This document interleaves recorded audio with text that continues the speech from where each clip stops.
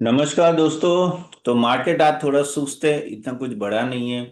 और कह सकते हैं कि लास्ट टाइम जो अपना जीएसटी के रिफॉर्म की वजह से थोड़ी अपमूव हुई है, वो अभी डिक्रीज भी नहीं हुई, तो एक अच्छी बात है। वीकेंड में बहुत कुछ हुआ, काफी सारे रशिया और यूक्रेन के बीच में, और काफी सारे ग्लोबल फैक्टर्स भी बहुत हुए थे। कल भी अगर आप देखो ना, तो मार्केट ठीक ठाक अच्छा चला था। और ना 2 दिन से तो अच्छी मूवमेंट है, लेकिन अभी यहाँ से क्या है वही हम लोग आज बात करने जा रहे हैं। तो यहाँ से गाइस एक चीज तो तय है कि जो जीएसटी के लिए जो मूवमेंट थी वो ऑलरेडी हो चुकी है। और अगर बात करें तो क्या इसमें तुरंत ही प्रॉफिटेबिलिटी में चेंज आएगी, तो नहीं आ सकती ना, क्योंकि अगर जीएसटी का ऑलरेडी अनाउंसमेंट हो गया है, तो आप देखें कि जो भी एसी अभी बाय करने वाले थे वो थोड़े डिले करेंगे। तो डिले ऑफ परचेजिंग की वजह से 1-2 महीने थोड़ा स्लैक पीरियड हो सकता है दिवाली से पहले। लेकिन जिस दिन जीएसटी लागू होंगे तब से आई थिंक बहुत अच्छा बम्पर हो गया, तो दिवाली में बहुत अच्छे डिस्काउंट के साथ शायद ऑफर्स आ सकती है, ऐसा आज लग रहा है हमें यहाँ से। और वो चीज़ आपको थोड़ा ध्यान में रखनी है जब भी आप ऐसे सब स्टॉक्स लो, कि थोड़ा ये क्वार्टर, अगर अक्टूबर से ही अगर कह सकते हैं कि तेजी आने वाले, तो ये क्वार्टर अच्छा नहीं रहेगा, क्योंकि डिले 1 महीना थोड़ा सेल्स इम्पैक्ट हो सकता है। ऊपर से और एक बात करते, कल जो एक बड़ा ऐलान हुआ था कि भाई आज पूरे दिन आप देखे होंगे गेमिंग कंपनी पे ना ऑलरेडी बिल अनाउंस होने जा रहा है, जो लिटरली बैन कर देंगे जो भी मनी रिलेटेड गेमिंग कंपनीज है। यानी आप कोई मनी दे के खेलते हो या डिपॉजिट रखते हो, तो उसके लिए तो उसमें दो तरह के होते हैं, एक तो डायरेक्टली मनी रिलेटेड होते हैं और एक है स्किल बेस्ड होती है। स्किल बेस्ड यानी ये ड्रीम इलेवन हो गया, पोकरबाजी हो गया, रमी हो गया, जहाँ अपना दिमाग लगा के आप टीम से ले, जैसे ड्रीम इलेवन की बात करो, टीम सिलेक्ट करते हो, फिर आगे जाके आप नो उसमें और खेलते हो, और बहुत कुछ ऐसे आप 1 करोड़ जीते, 2 करोड़ जीते, ऐसे कितना सब कुछ आपको एड्स दिख रहे होंगे। काफी सारे फिल्म स्टार लगे हुए थे इन सब का प्रमोशन में, खास करके रमी के तो मैंने बहुत एड्स देखे थे। ड्रीम इलेवन का तो पूरी इंडियन टीम लगी हुई थी। अब इन सब में भी प्रॉब्लम आ सकती है, क्योंकि क्या ये बिल कह रहा है, बिल पार्लियामेंट में आज लागू होगा, और देखना रहता है कि वो क्लियर होता है कि नहीं। लेकिन इसमें क्या होता है कि जैसे आप ड्रीम इलेवन यानी अपनी टीम बनाइए, और बाद में आगे जाके टीम जिस तरह से परफॉर्म करे उतना आप कमाओगे। बहुत खेलते थे, यानी कहते हैं कि जितने डीमेट अकाउंट नहीं थे उतने ड्रीम इलेवन के अकाउंट थे, इतना फेमस हो गया आईपीएल के टाइम तो दबा दो दबा दो।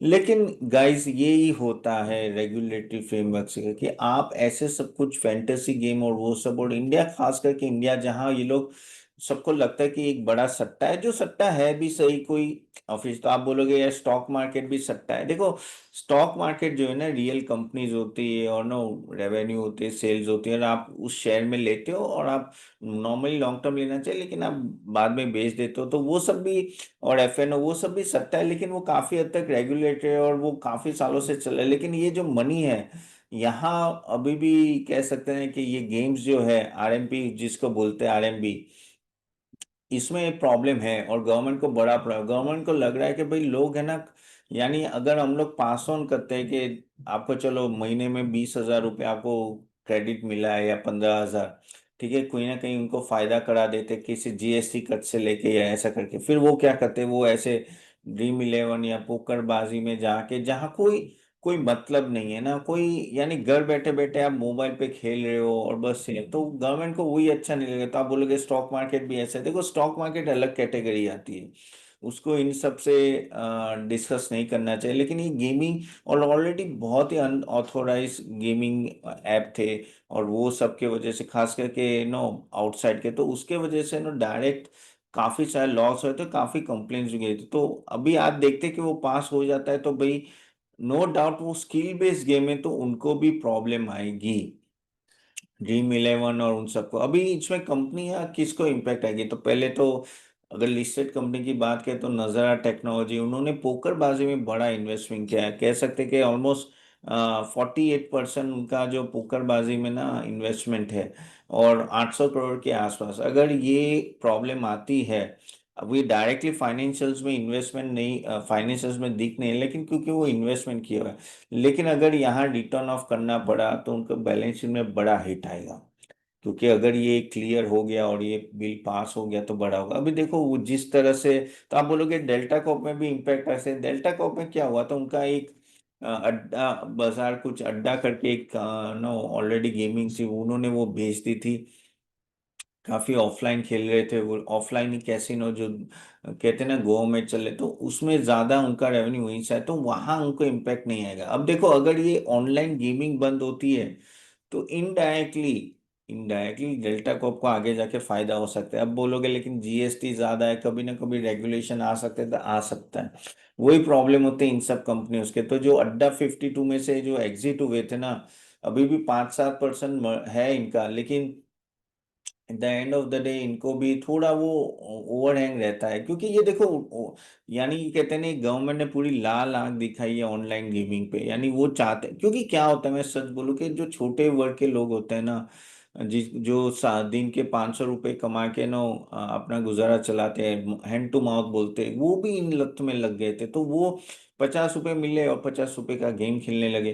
अब जब ऐसा हो जाता है ना तब बड़ी दिक्कत आती है। तो इसलिए गवर्नमेंट ने ये बहुत ही स्ट्रिक्ट एक्शन लिया है। और एक स्टॉक है ऑन मोबाइल ग्लोबल का भी वही है, सोशल गेमिंग है। लेकिन देखो यहाँ दो तरह का आपको डिस्टिंक्शन रखना है, कि एक होता है कि जो मनी रिलेटेड गेम होते हैं, एक होते हैं ऐसे ही खेलो आप, सोशली खेलो आप, जैसे सॉलिटेयर ऐसे कार्ड की गेम खेलते हो ना, जिसमें पैसे नहीं, जैसे आप वो ब्रीच खेलते हो, वो सब में कोई प्रॉब्लम नहीं है। जो मनी इन्वॉल्व हो जाएगा ना, वो गेम में प्रॉब्लम है।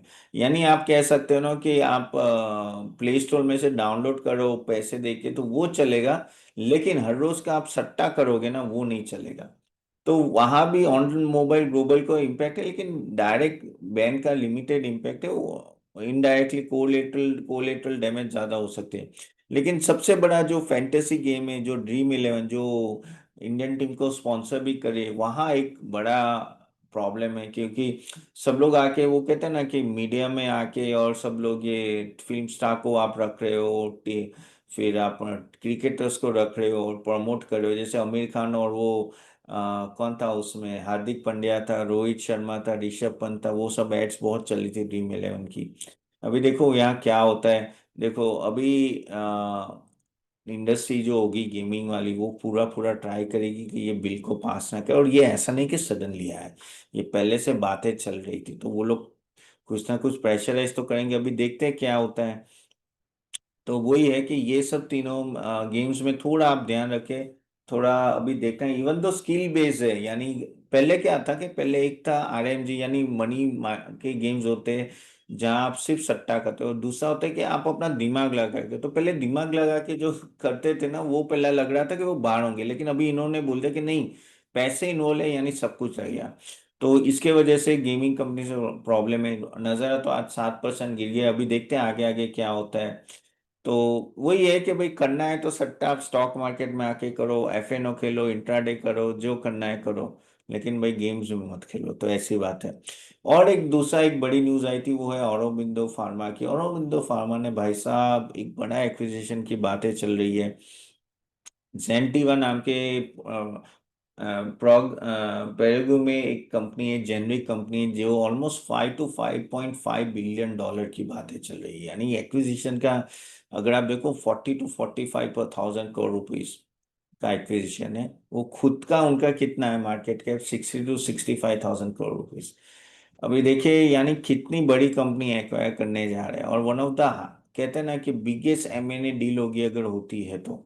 और ये जेनरिक में बहुत बड़ा है, और काफी वो ईयू ब्रांडेड जेनरिक फुटप्रिंट में आगे जाना चाहते हैं। इनका 30+ यूरोपियन मार्केट में शेयर है। अब प्रॉब्लम क्या होता है कि इबिटा मार्जिन अगर आप देखो तो 20-21% है। अगर ये आगे कर रहे हैं और लीवरेज ले रहे हैं और कैश फ्लो में थोड़ा भी मटेरियली इम्पैक्ट आता है, थोड़ा इम्पैक्ट आता है, तो इसमें प्रॉब्लम यही होगा कि किस तरह से प्रॉफिटेबिलिटी सरप्लस रहेगी, इसलिए स्टॉक गिरा है। देखो नॉर्मली जितना बड़ा एक्विजिशन होता है ना, आगे जाके फिर स्टॉक परफॉर्म करेगा नहीं करेगा बहुत प्रॉब्लम हो जाती है। टाटा स्टील ने कोरस का नो एक्वायर किया था, फिर क्या प्रॉब्लम होता है। लेकिन जो टाटा मोटर ने जेगुआर लैंड रोवर को एक्वायर किया, वो बहुत अच्छा चला। तो डिपेंड्स।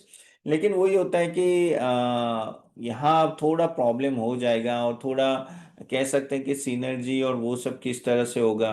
तो इनिशियली भी अगर बात करें तो काफी बैलेंस शीट स्ट्रेच रहेगी, नो एग्जीक्यूशन। और कह सकते हैं कि क्योंकि यूरोप की कंट्री है, तो कह सकते हैं ना कि एटमॉस्फेयर मैच होगा कि नहीं होगा, जो मैनेजमेंट का एटमॉस्फेयर है, सिनर्जी, और काफी हद तक प्रॉब्लम आ सकती है। तो इसके वजह से थोड़ा मार्केट अभी डाउन है।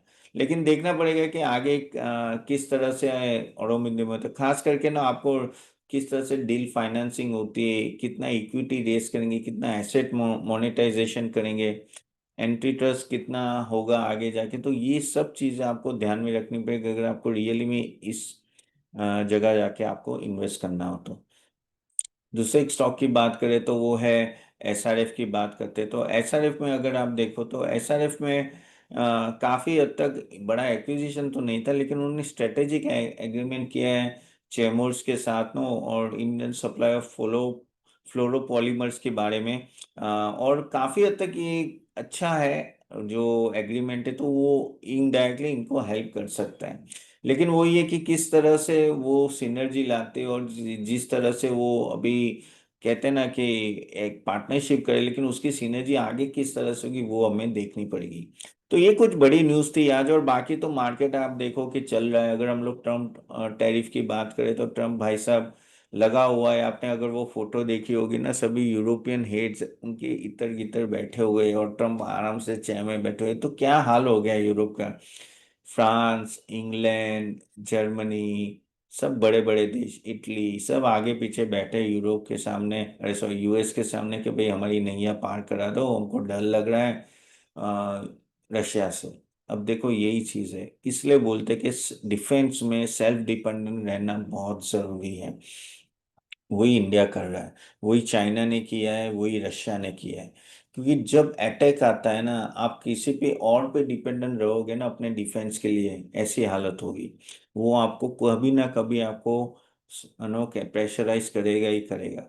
और ये चीज अभी यूरोप को अभी पता चली है, जब रशिया ने इस तरह से यूक्रेन को वॉर कर चालू कर दिया। अब जेलेंस्की भी बैठे थे, अभी वो लैंड देने की तो बातें नहीं चल रही, मुझे नहीं लगता कि कुछ होने वाला है।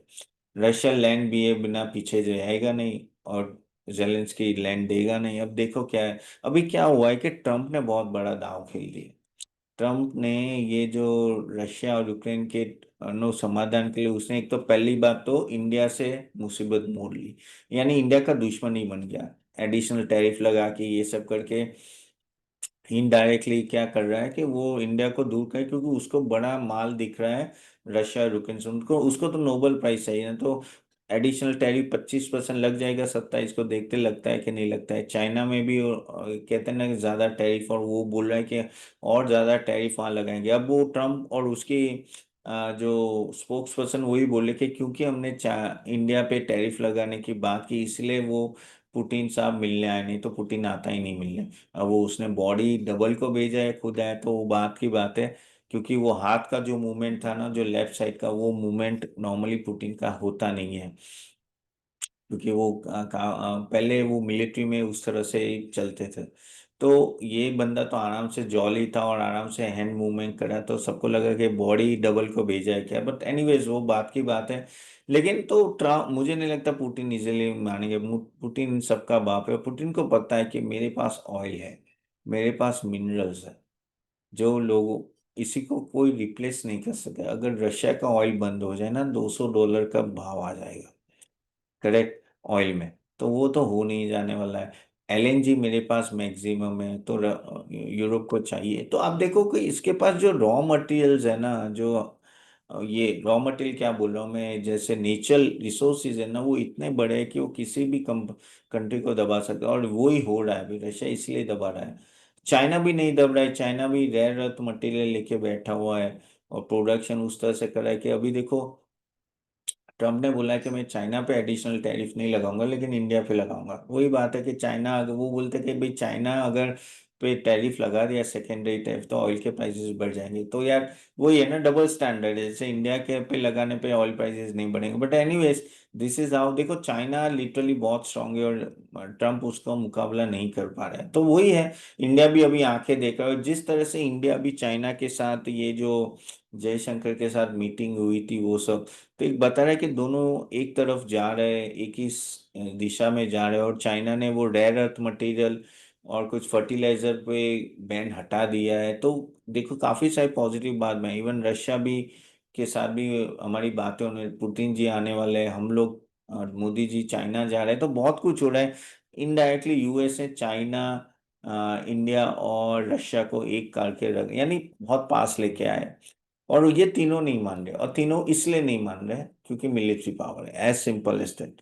तो ये चीज है। चलो यहाँ तक रखते हैं गाइस, होप ये सेशन अच्छा लगा है। अगर सेशन अच्छा लगे, do like it and share it. और हमारा www.catappan.in वेबसाइट देखना मत भूलिएगा, वहाँ हम लोग स्टॉक रिकमेंडेशन देते हैं। It will be very very helpful.